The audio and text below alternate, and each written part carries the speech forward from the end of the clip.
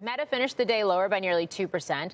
For more on Meta's decision, let's bring in Mark Mahaney from Evercore ISI. He has an outperform rating, a $675 price target on the stock. And Mark, it's great to have you back on the program. Let's start right there. This decision to end fact-checking, to basically crowdsource and move to a community notes model.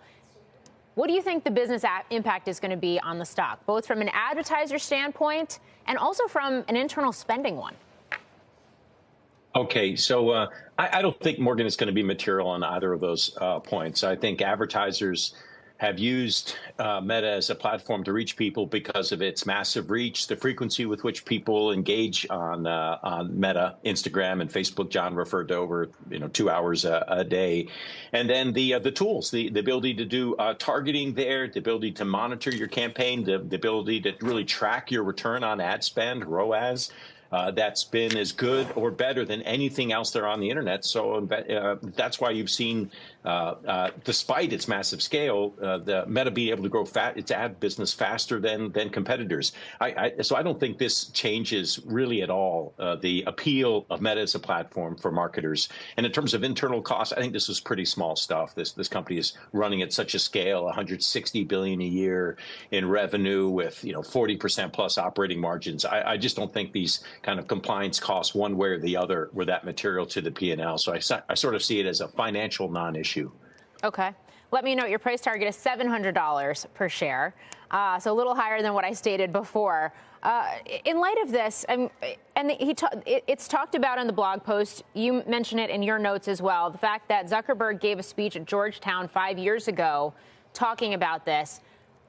Why has it taken so long to implement it, especially given the fact that he had a correspondence last summer with lawmakers saying that, and he uses the word censor, that the Biden administration, for example, pressured Meta to censor COVID-19 content. There's obviously been a dynamic here for a while.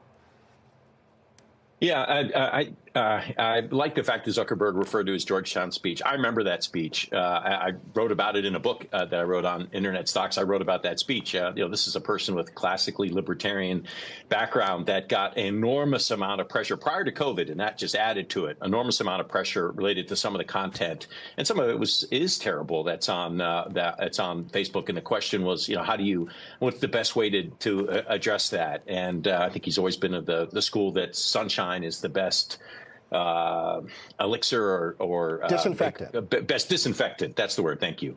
And I think he's kind of going back to that. And it's just very hard to fact check. I think community notes is an interesting idea. Look, we're going to have more bad content on there because it reflects.